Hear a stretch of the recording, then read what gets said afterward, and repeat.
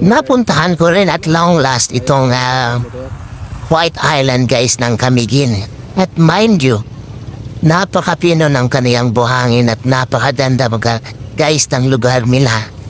Napakalinis yung tubig, napakalinis at alam mo yun yung hangin. Ang sarap huminga dito ng malalim. Kaya, ayan,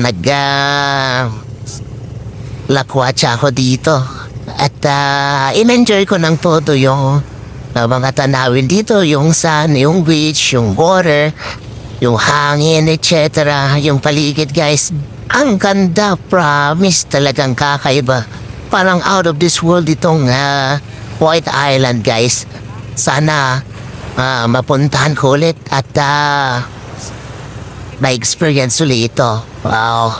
Hoping na in the near future, mangyari na nga ito, guys. Pero yun, yung unang experience ko, guys, dito talagang napatutams up ako. Ang ganda ng place, ang ganda ng lugar. At yun nga, bala ko pang bumalik dito. Sa susunod, pero syempre, iplano natin ng maigi. Kayo guys, napuntahan nyo na ba ito?